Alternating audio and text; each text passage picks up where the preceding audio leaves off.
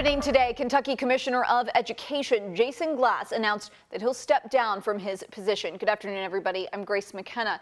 Glass says he will take a new position as the Associate Vice President of Teaching and Learning at Western Michigan University. His departure is not a huge surprise. In May, we learned he'd applied for a superintendent position in Baltimore, was a finalist for that position, didn't end up getting the job. Glass joined the Kentucky Board of Education in 2020. His 4-year contract was scheduled to expire September of 2024. His last day in Kentucky will be September 29th. Glass is expected to address his departure tomorrow morning. We'll keep you posted on air and online. As families in JCPS prepare to head back to school next week, we're getting more clarity about the major changes taking place this school year. Those include start times, school choice, and the addition of several new schools. At a news conference this morning, Superintendent Dr. Marty Polio addressed the bus driver shortage, saying JCPS has consolidated routes to cut down on double and triple runs that we saw last year.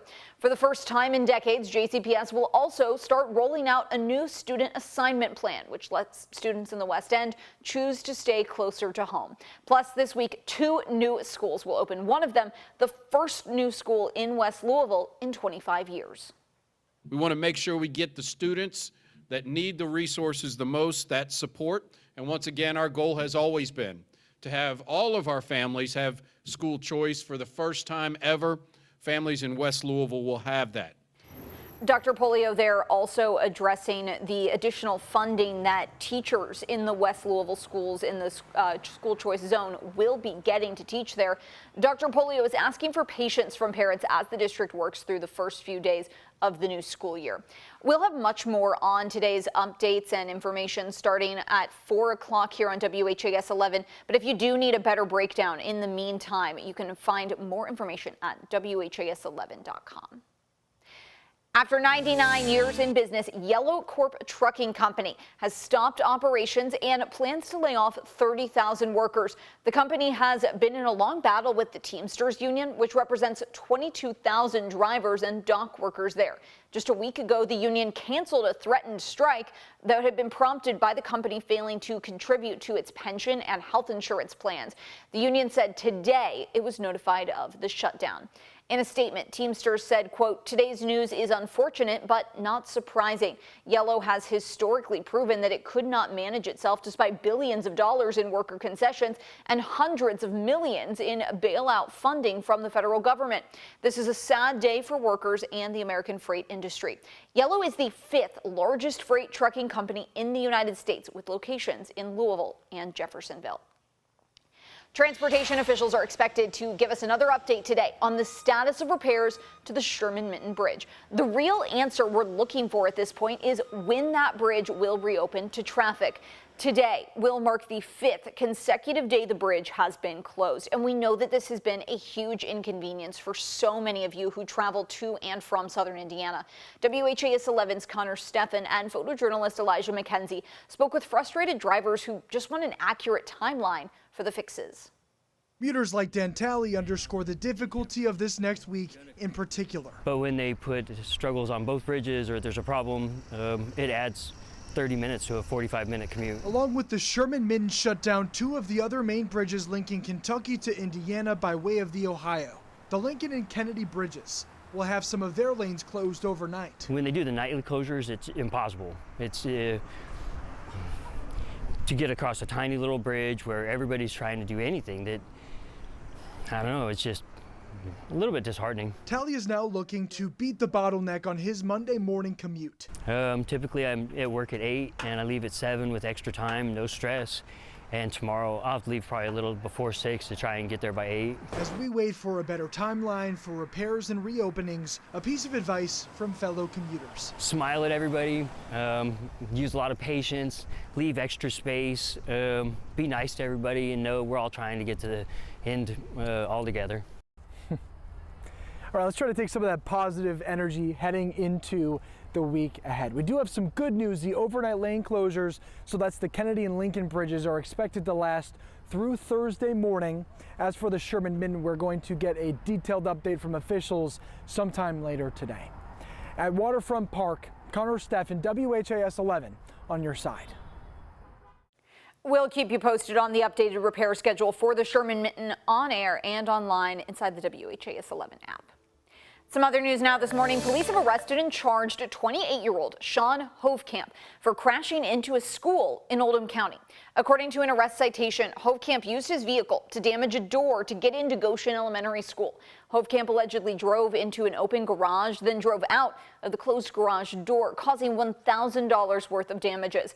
According to a letter sent out to parents and staff, Hovkamp had also caused damage throughout the Hillcrest neighborhood. He faces several charges, including wanton endangerment, fleeing and evading police, and reckless driving. A former Christian Academy of Louisville coach charged with rape, sodomy, and sex abuse of a minor will be in court today.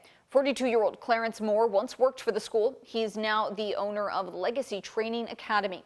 Arrest documents show the alleged crimes started last November and continued until just last month. Moore is accused of sexual misconduct with a 17-year-old girl he was giving private basketball lessons to. His arraignment is set for 1 p.m.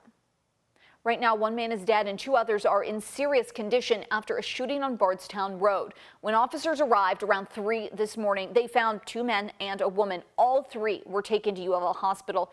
The coroner says 31-year-old Ricky Kemp died from his injuries. Right now, police have no suspects or a motive in the case. The coroner has identified Christopher Salmon as the man killed over the weekend in the Shawnee neighborhood. LMPD responded to South Shawnee Terrace around 2:30 Saturday afternoon. That's where they found Salmon shot multiple times. If you have any information about either of these cases, you're asked to call the anonymous tip line at 574 LMPD. A Barron County constable has been arrested accused of impersonating an officer. Kentucky State Police say they were notified of a stolen car chase out of Barron County late last week. The pursuit entered Hardin County, with KSP discovering Barron County Constable Joseph Ramey was also involved. KSP says Ramey was driving a van with green and amber emergency lights with Kentucky Constable written on the side. Troopers added Ramey was driving recklessly and almost hit several police cruisers. KSP's initial investigation showed Ramey doesn't have any law enforcement certification and took office in January. He faces 6 charges of wanton endangerment and impersonating a peace officer. Norton Healthcare's new hospital is taking shape in West Louisville. Crews have been installing beams at the facility on 28th and Broadway. This week, Norton even released interior renderings showing what some of the patient rooms and nurse stations will look like. As for construction, steel will continue to be installed through October, crafting the building's skeleton. The roof will follow. Norton leaders say the hospital will be key in their mission to combat health inequity in the community.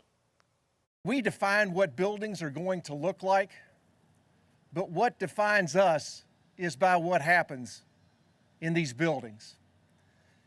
And what Norton Healthcare wants to be defined as an organization that was willing to step up. Norton will start recruiting for hospital employees next spring with an expected opening date in late 2024. The hospital is part of Norton's partnership with Goodwill for the West Louisville Opportunity Campus.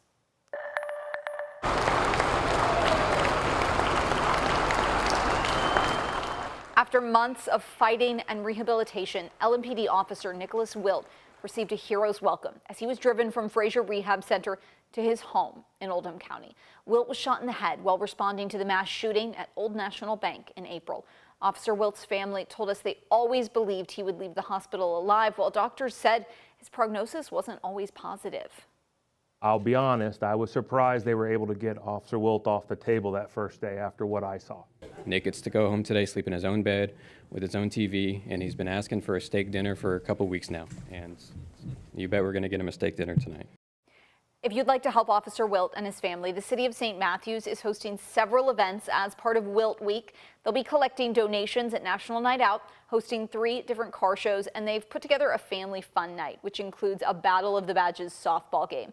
That all kicks off tomorrow.